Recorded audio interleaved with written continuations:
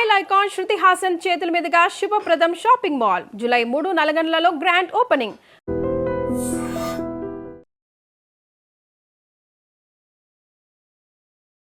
నమస్కారం, మీరు చూస్తుంది ఐ డ్రీమ్. నేను మీ కీర్తి. నాతో పాటు ప్రముఖ ఆస్ట్రాలజర్ బ్రహ్మశ్రీ నందిబట్ల శ్రీహరి శర్మ గురుగారు ఉన్నారు. నమస్కారం గురుగారు. వాగర్థవివ సంపృక్తౌ వాగర్థ ప్రతిపత్తయే జగతః పితరౌ వందే పార్వతీ పరమేశ్వరౌ. ఆదిత్యాయ చ సోమాయ మంగళాయ బుధాయ చ గురు శుక్ర శనిభ్యశ్చ రాహవే కేతవే నమః. శృంగేరి జగద్గురు పీఠాధిపతులకి, కంచి పీఠాధిపతులకి నమస్కారములు తెలియజేసుకుంటూ కార్యక్రమాన్ని ప్రారంభిద్దాం. గురుగారు, జూలై మాసంలో మహా అద్భుతమైన రోజు ఒకటి రాబోతోందని, 225 సంవత్సరాలకి కేవలం 8-9 సార్లు ఇలాంటి మహత్తరమైన అద్భుతమైన రోజు వచ్చిందని ఇందాక మనకు మాటల్లో ఆఫ్ ది కెమెరా మాట్లాడుకున్నప్పుడు మీరు చెప్పారు. ఏంటా అద్భుతమైన రోజు, ఏ రోజు రాబోతుంది, ఆ రోజుని మరి మేమంతా సద్వినియోగం చేసుకోవాలంటే ఏం చేయాలో తెలియజేయండి. ప్రధానంగా వీక్షించేటువంటి ఐ డ్రీమ్ ప్రేక్షకులు ఈ కార్యక్రమాన్ని ఆశాంతం వీక్షించే ప్రయత్నం చేయండి. ఎందుకనంటే సృష్టి స్థితి లయకారకాలలో లయకారకుడు పరమేశ్వరుడు. శివాజ్ఞ లేనిదే చీమైన కుట్టదు. ఆ శివుని యొక్క అనుగ్రహం ఉంది కాబట్టే ఈ కార్యక్రమం నేను చేయాలన్నా, కార్యక్రమాన్ని వీక్షించాలన్నా, మీరు హోతగా ఉండాలన్నా ఆ పరమేశ్వర సంకల్పం. ఎందుకనంటే ప్రపంచమంతా కూడా ఇప్పుడు అన్రెస్ట్లో ఉందమ్మా. ప్రతి వ్యక్తికి కూడా, ప్రతి కుటుంబంలో ఏదో ఒక సమస్య, గొప్ప గొప్ప కుటుంబీకులలో కూడా సమస్యతో బాధపడుతున్న వాళ్ళు ఉన్నారు. ప్రపంచమంతా ఇలాంటి అన్రెస్ట్తో ఉన్న సమయంలో పరమేశ్వరుడి యొక్క సంకల్ప ప్రకారమేమో నా చేత ఇంతటి అద్భుతమైనటువంటి రోజు గురించి ప్రపంచానికి తెలియచేసే అవకాశాన్ని కల్పించాడు. ఇప్పుడు చెప్పేటువంటి విషయం ఏదైనా కానీ నాది కాదు. ఈ యొక్క మహత్తరమైనటువంటి గొప్పదైనటువంటి రోజులో మీరు నేను సమిధం లాంటి వాళ్ళం. ఎందుకనంటే సంక్రాంతి సందర్భంగా ఖాళీ సమయం దొరికినప్పుడు నాకు ఎక్కువ గ్రంథాలు, పుస్తకాలు అనేకంగా చదవడం అలవాటమ్మా.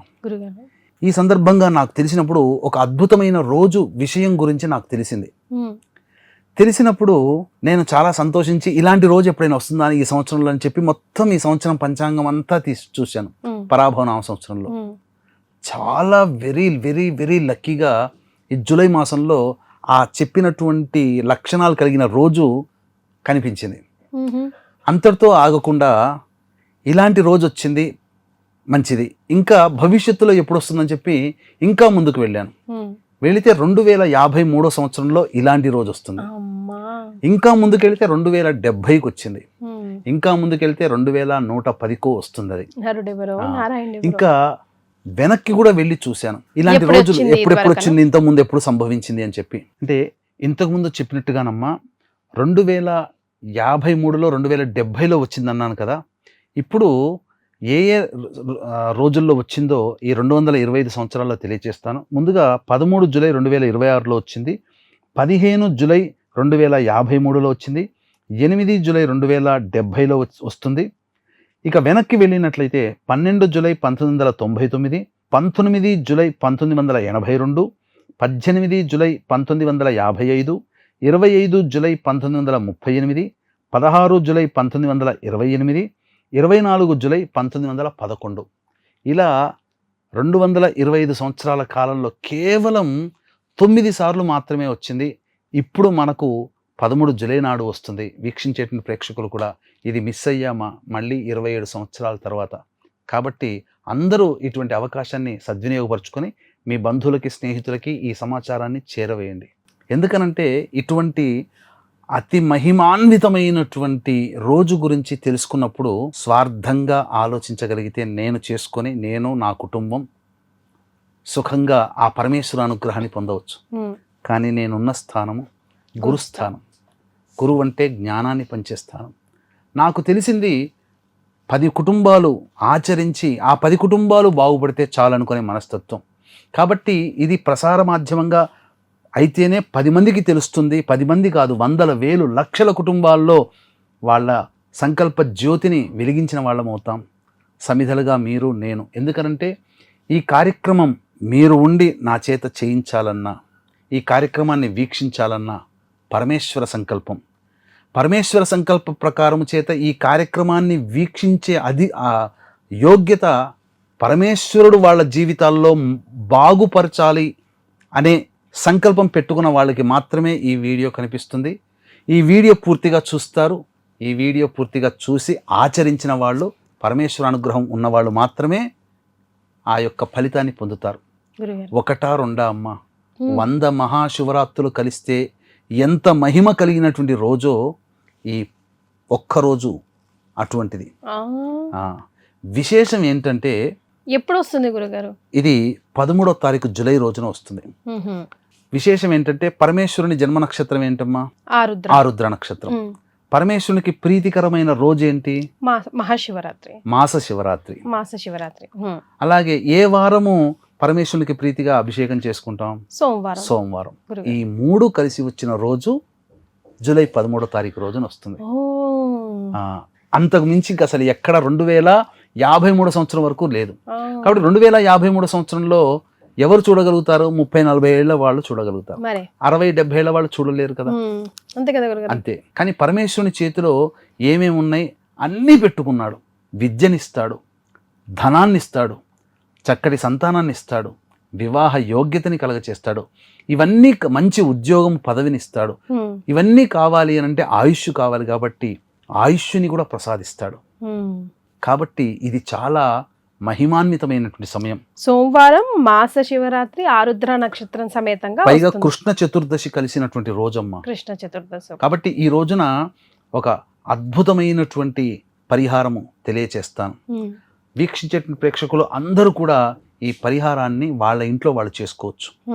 దీంతో పాటుగా అంటే ఇప్పుడు మనం చెప్పే పరిహారము అందరూ చేసుకుంటారు, కానీ చేసే క్రమంలో ఎంతో అంత కొన్ని తప్పులు చేస్తారు. లేదు ఈ పరిహారంతో పాటుగా ఇంకా మనము దైవ పరిహారం చేసుకుందాం అనుకునేటువంటి వాళ్ళు, ఏ సమస్యకైనా మానవ పరిహారము, దైవ పరిహారం ఉంటుంది. మానవ పరిహారం అంటే మనకి మనం చేసుకునేది. దైవ పరిహారం అంటే బ్రాహ్మణుల ద్వారా చేయించగలిగేటువంటిది. దీన్ని దృష్టిలో పెట్టుకునే మన పీఠం ఆధ్వర్యంలో ఆ జూలై 13వ తేదీన అందరికీ మంచి జరగాలి. ఎందుకంటే గత 19 సంవత్సరాలుగా నిజాయితీతో, నిబద్ధతతో అందరూ బాగుండాలనే చిత్తశుద్ధితో అనేక పూజా హోమాది కార్యక్రమాలు చేయించడం జరిగింది. ఈ సందర్భంగా అరుణాచల క్షేత్రంలో కానీ, శ్రీకాళహస్తి క్షేత్రంలో కానీ ఆ జూలై 13వ తేదీన మన పీఠం ఆధ్వర్యంలో ప్రేక్షకుల జాతకరీత్యా కలుగు విద్య, వివాహ, ఉద్యోగ, దాంపత్య, అనారోగ్య సమస్యల నివారణకి, అలాగే మేష, మిథున, కర్కాటక, సింహ, కన్య, వృశ్చిక, ధనస్సు, కుంభ, మీన రాశిలో జన్మించిన వారికి శనిదోష నివారణ. ముఖ్యంగా ఇప్పుడున్నటువంటి ఆన్లైన్ దాంట్లో ఏదో ఒక హోమమే చేస్తారు, అది కూడా సరిగ్గా జరుగుతుందో లేదో తెలియదు. కానీ నేనే దగ్గరుండి ప్రతి కార్యక్రమం చేస్తాను కాబట్టి అనేక రకాల హోమాది కార్యక్రమాలు ఇందులో చేయించడం జరుగుతుంది. ఆరోగ్యం కోసం మృత్యుంజయ హోమం, ప్రయోగ బాధలు, కోర్టు సమస్యలు, శత్రు నివారణకి సుదర్శన హోమము, విద్యాప్రాప్తికి ఎందుకంటే అకాడమిక్ ఇయర్ ప్రారంభమైంది కాబట్టి సరస్వతి హోమము, దక్షిణామూర్తి హోమము, అలాగే ప్రధానంగా జనాకర్షణ, ధనాకర్షణ, వివాహ దోష నివారణకి, ఆర్థికపరమైన ఇబ్బందుల నివారణకి లక్ష్మీ హోమము, స్వయంవర కళా హోమము, ప్రత్యేకంగా కాలసర్పదోషంతో బాధపడుతున్నారు. ఇప్పుడంతా కూడా కాలసర్పదోషంతో నడుస్తుంది. గత 2-3 నెలల్లో ఎవరైతే పుట్టారో వాళ్ళందరూ కాలసర్పదోషంతో సంబంధించినటువంటి వాళ్ళే. కాబట్టి కాలసర్పదోష నివారణకి రాహుకేతు హోమాలతో పాటుగా మనిషి పుట్టిన దార్భ్యత మరణించేంత వరకు నవగ్రహాల యొక్క అనుగ్రహం మీదనే ఈ సంబంధించినటువంటి జీవితాలు ఉంటాయి. మంచి చెడు నవగ్రహాల యొక్క ప్రభావం వల్ల కలుగుతాయి. కాబట్టి నవగ్రహ పాశ్వత హోమం జరిపించి, అలాగే గురువు కర్కాటక రాశిలో సంచారం చేస్తున్నాడు కాబట్టి మేష, వృషభ, కర్కాటక, సింహ, వృశ్చిక, ధనస్సు, కుంభరాశిలో జన్మించిన వారికి ఈ యొక్క గురుదోష ప్రభావం కాబట్టి గురుదోష నివారణ పూజలు, హోమాలు జరిపించి కరుంగలి మాల ఇవ్వడం జరుగుతుంది. ఈ కార్యక్రమం అమృత ఘడియలైనటువంటి 13వ తారీఖు సాయంకాలం 4 గంటలకే ప్రారంభమవుతుంది. కేవలం 54 మందికి మాత్రమే అవకాశము. ఒకవేళ 54 మందికి మించి అవుతే బ్రాహ్మణులని ఎక్కువగా పెట్టి ఈ కార్యక్రమం నిర్వహించడం జరుగుతుంది. కాబట్టి జూలై 13వ తారీఖు మధ్యాహ్నం 3 గంటల లోపల ఈ కార్యక్రమంలో గోత్రనామాదులు నమోదు చేసుకోవచ్చు. మహా అద్భుతమైన రోజు మహా అద్భుతంగా గురుగారి ఆధ్వర్యంలో జరగబోతుంది కాబట్టి ఈ కార్యక్రమాన్ని మీరందరూ సద్వినియోగించుకోవాలని, ఇంకా మీకు ఏమైనా అనుమానాలు ఉంటే కింద స్క్రోల్ అవుతున్న నంబర్కి కాల్ చేసి డీటెయిల్స్ తెలుసుకోవచ్చు. గురుగారు పరిహారం ఏం చెప్తారు? పరిహారం ఈ రోజున ప్రధానంగా 13వ తారీఖు రోజు కదమ్మా, 12వ తారీఖు రోజున తీసుకోదలిచినటువంటి వస్తువులు చెప్తాను. మారేడు దళాలు ఒక 150 వరకు తెచ్చుకోవడం, చక్కగా తడి బట్టతో చక్కగా వాటిని శుభ్రం చేసి పవిత్రంగా ఒక చోట పెట్టుకోవడం. అలాగే గరిక పోచలు, మారేడు దళాలకి ఎలా అయితే 3 ఉంటాయో 3 పత్రాలు ఉంటాయో, గరికకి పోచ కూడా అంచున 3 ఉంటాయి. ఆ 3 ఉన్న తొడిమె దగ్గర కట్ చేసి ఆ 3 ఉండే విధంగా పట్టుకొని అవి కూడా వీలైనంతగా జాగ్రత్తగా తడి బట్టతో తుడిచి జాగ్రత్త పెట్టుకోవాలి. తదనంతరం ఇక పరమేశ్వరుని యొక్క సంకల్పం చేసుకొని ముందు రోజు రాత్రి ఎటువంటి మద్యపానము, ధూమపానం, మాంసాహారము, అలాగే దాంపత్య జీవితం లేకుండా శుచిగా నేల మీద నిద్రించితే మహామంచిది. ఆ విధంగా పడుకొని శివుణ్ణి స్మరించుకుంటూ నిద్రపోయి ఉదయాన్నే లేచి కాలకృత్యాదులు తీర్చుకొని ఉదయిస్తున్నటువంటి సూర్యుడికి నమస్కారము, సూర్యాష్టకం 6 సార్లు పారాయణం చేసిన తర్వాత చక్కగా శివుని పరివార చిత్రపటానికి పరిమళాలు ఇచ్చే మల్లెపూలు కానీ జాజిపూల మాల కానీ వేసి నమస్కారం, ఆవునేతితో దీపారాధన చేసి శివ అష్టోత్తర పారాయణం చేసి నీ యొక్క అనుగ్రహం కావడం కోసం నేను ఈరోజు కార్యక్రమం చేస్తున్నానని సంకల్పం చేసుకొని చక్కగా బియ్యము ఎంతైతే అంత 1/2 కిలో కానీ కిలో కానీ గంజి వార్చి పొడి పొడిగా ఉండాలి బియ్యం. అది మంచి బట్ట మీద అన్నం వండుకొని ఆరవేస్తే కాస్త వేడి అంతా పోతుంది. దాన్ని అంతా ఒక దగ్గర పెట్టుకోవాలి. తర్వాత ఆ మారేడు దళాలలో దానిమ్మ పుల్ల తీసుకొని ఆ దానిమ్మ పుల్లని కుంకుమ కలిపిన నీటితో ఆ యొక్క దానిమ్మ పుల్లతో ప్రతి పత్రము మీద 3 ఉంటాయి కదా, 3 సార్లు శ్రీరామ అని రాయండి. అలా ప్రతి మొత్తం మారేడు దళాలన్నిటి మీద రాసి తదనంతరం దేవాలయానికి చేరుకొని కాళ్ళు చేతులు ముందుగా కుడి కాళ్ళు తర్వాత ఎడమ కాళ్ళు కడుక్కొని నోటితో 3 సార్లు గాయత్రి మంత్రం చెబుతూ పుక్కిలించి ఉమ్మేసి నవగ్రహాల చుట్టూ శివాయ నమః అంటూ 27 ప్రదక్షిణలు చేసి తదనంతరం ఆ యొక్క గణపతి దగ్గర తెచ్చుకున్నటువంటి గరిక పోచలు ఉన్నాయి కదా, అందులో కొన్ని ఆ గరిక పోచతో గణపతికి ఓం గణాధిపాయ నమః వినాయకాయ నమః అనుకుంటూ 11 సార్లు నమస్కారం పెట్టుకుంటూ ఆ గరిక పోచని స్వామి పాదాల దగ్గర పెట్టి ఈ యొక్క స్వామి అనుగ్రహం కోసం నేను చేస్తున్నాను, నాకు నిర్విఘ్నంగా ఆ స్వామి అనుగ్రహం ప్రసాదించమని విఘ్న వినాయకుడికి నమస్కారం చేసుకొని తదనంతరం నంది దగ్గరక, ఎందుకనంటే వృషభ వాహనుడు పరమేశ్వరుడు కాబట్టి నంది దగ్గరికి వచ్చి చెవిలో నా మారుగా నా కోరికగా నీవు ఆ పరమేశ్వరునికి సంకల్పం తెలియచేయి స్వామి అని చెప్పి మన కోరిక ఏదిందో ఆ స్వామి యొక్క చెవిలో చెప్పడం. తదనంతరం పరమేశ్వరాలయానికి చేరుకొని ఆ పరమేశ్వరాలయంలో సంకల్ప ప్రకారముగా అభిషేకము చేసుకోవాలి. ఈ విధంగా పంచామృతాలతో అభిషేకము జరిపించి తెచ్చుకున్నటువంటి ఆ యొక్క మారేడు దళాలు కాదు అన్నముతో అభిషేకం చేయాలి. ఎందుకంటే ఆ రోజు ఆరుద్ర నక్షత్రం, మన సంకల్పానికి పుష్టినిచ్చేటువంటిది అన్నముతో చేసే అభిషేకం కాబట్టి చేసిన తర్వాత గరిక పోచలతో మారేడు దళాలతో అర్చన చేయాలి. అయితే సాధారణంగా దేవాలయం గర్భగుడిలో ఇప్పుడు ప్రవేశం చేయనివ్వట్లేదు కాబట్టి మారుగా ఉపదేవాలయంలో భాగంగా అక్కడ ఎక్కడైనా కానీ పరిసర ప్రాంతాల్లో శివలింగం ఉంటుంది, ఆ శివలింగానికి చేసుకోవచ్చు. తదనంతరం సుబ్రహ్మణ్య స్వామిని దర్శనం చేసుకోవడం, అమ్మవారిని దర్శనం చేసుకొని అమ్మవారికి కుంకుమార్చన జరిపించుకోవడం చేయాలి. ఇక ఆ రోజంతా కూడా శివ మహిమ్న స్తోత్రము అనేటువంటిది, ఆ శివ మహిమ్న స్తోత్రాన్ని పారాయణం చేయాలమ్మా.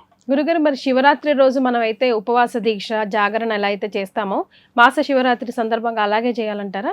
మాస శివరాత్రి కంటే మహాశివరాత్రి కంటే 100 మహాశివరాత్రులతో సమానమైనటువంటి మహిమ కలిగినటువంటి రోజు కాబట్టి ఈ రోజున అవకాశం ఉంటే సూర్యోదయం మొదలు ప్రారంభ్యత సూర్యాస్తమయం వరకు కూడా అందరూ అంటే రాత్రి జాగరణ అలాగే భోజనం ఉండలేనటువంటి వాళ్ళు సూర్యాస్తమయం వరకు అయినా కానీ పండ్లు పాల పదార్థాలు తీసుకొని సూర్యాస్తమయం ప్రదోషకాల సమయంలో తిరిగి శివ అర్చన జరిపించుకొని ఆకాశం గుండా చంద్రుడు కనబడడు కానీ ఒకసారి ఆకాశానికి నమస్కారం చేసుకొని భోజనం చేయవచ్చు.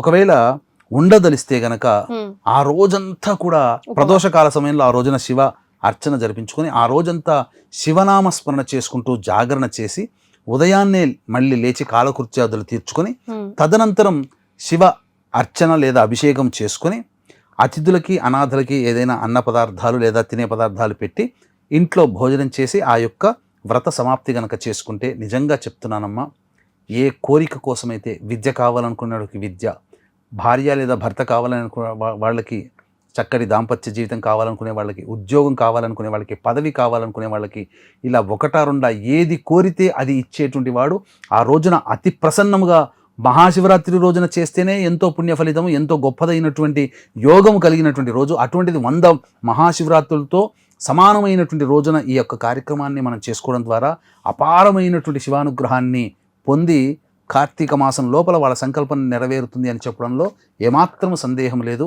కాబట్టి అవకాశం ఉంటే చక్కగా ఈ యొక్క కార్యక్రమాన్ని మీరు చేసుకుంటూ అరుణాచల క్షేత్రంలో లేదా శ్రీకాళహస్తి క్షేత్రంలో కానీ ఎక్కడైనా ఒక చోట మన పీఠ మాధుర్యంలో జరుగుతుంది. అక్కడ మీ కార్యక్రమంలో జరిగే దాంట్లో మీ గోత్రనామాదులు నమోదు చేసుకోవచ్చు.